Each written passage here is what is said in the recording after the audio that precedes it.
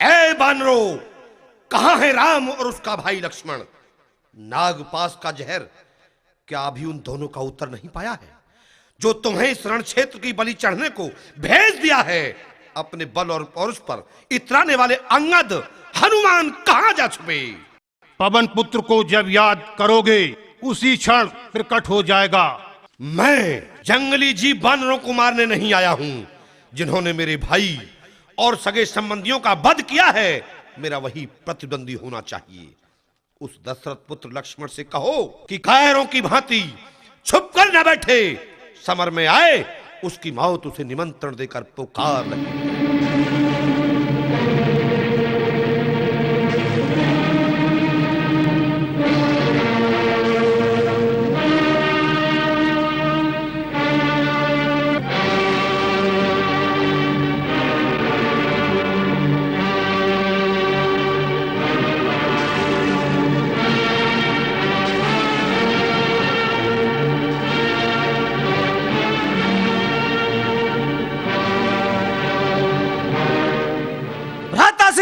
आज्ञा दीजिए।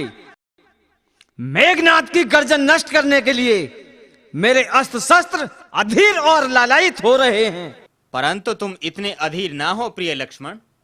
उसका नाम ही मेघनाद है। बादलों जैसी गर्जन ध्वनि करना तो उसका स्वभाव है। हे प्रभु, लक्ष्मण भैया की सहायता के लिए कुछ महाबली योद्धा इनकी सुरक्षा के लिए साथ रहे तो अच्छा है। इन मायावी योद्धाओं के छल कपट से विभीषण जी भली भांति परिचित हैं। इनका कहना उचित है। मैं इनके परामर्श से सहमत हूं।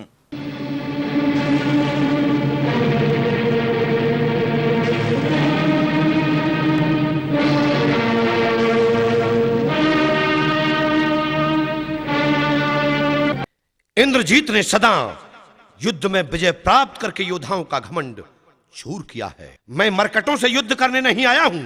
किसी महावीर योद्धा की किसी योद्धा से टक्कर हो तो योद्धा के मन की इच्छा पूर्ण होती है। अपने प्रभु राम और लक्ष्मण से जाकर कहो, इंद्रजीत के सामने आकर युद्ध करें या हार स्वीकार करके अपने शस्त्रों को मेघनाद के चरणों में लाकर डाल दें और अयोध्या वापस चले जाएं। तुम राक्षसों को मृत्यु के घाट उतारने के बाद ही हम अयोध्या वापस जाएंगे इंद्रजीत। हा हा हा हा हा, तो आ ही गया तू। दूसरे वनवासी को साथ नहीं लाया। तेरी गर्जन से लक्ष्मण कदापि भय नहीं मान सकता। इंद्रजीत की गर्जन के सिंहनाद को तू देख ही चुका है। कल तो तू नागपाश से बच गया, परंतु आज तीनों लोगों के देवता भी तुझे बचाने आ जाएंगे तो वो भी तेरी सुरक्षा नहीं कर पाएंगे।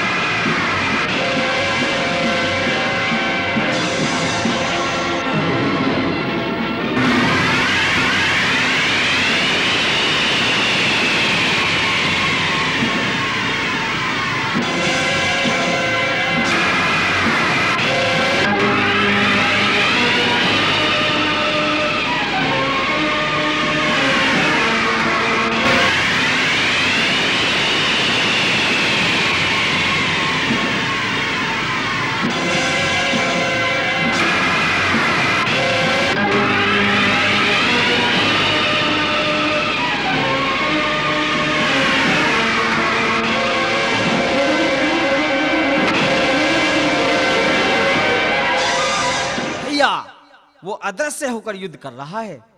मेघनाथ युद्ध में छल बल का प्रयोग करने पर उतर आया है। मुझे आज्ञा दीजिए, मैं ब्रह्मास्त्र से संपूर्ण असुर जाति का विध्वंस कर डालूंगा। नहीं अनुज, शास्त्रों के अनुसार ब्रह्मास्त्र का ऐसी परिस्थिति में प्रयोग करना अनुचित और अशुभ है और विनाशकारी भी है। इसीलिए शास्त्रों के अनुसार युद्ध की नीति के विरुद्ध नहीं चलना चाहिए। किंतु असुर नीति अनीति को न जानते हुए नीति की अवहेलना करते हुए हमारा संहार कर रहे हैं। उनके कपट के युद्ध से बचने का ब्रह्मास्त्र का प्रयोग ही मात्र एक विकल्प है भ्राताश्री। जो छिपकर युद्ध कर रहा हो या दिवालिया हो गया हो, अथवा युद्ध से बचना चाहता हो या भाग रहा हो, उस पर ब्रह्मास्त्र जैसे प्राणघातक शस्त्र का प्रयोग वर्जित है।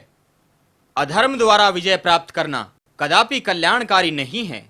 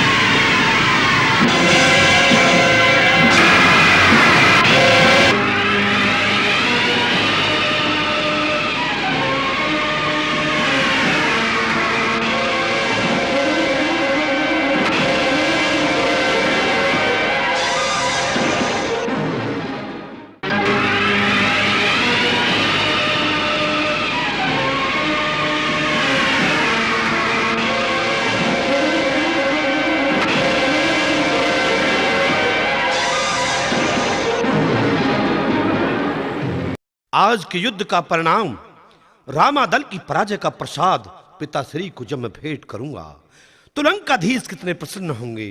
आह हा हा हा।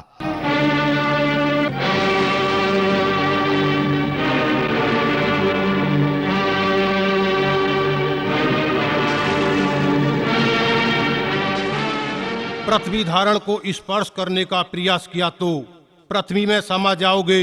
जो स्वयं अपने फन पर पृथ्वी का भाग ओटे हुए हैं, ऐसे शेष नाग अवतारी को तुम हिला भी नहीं पाओगे। उठाने की तो बात ही मत कीजिए अभिमानी।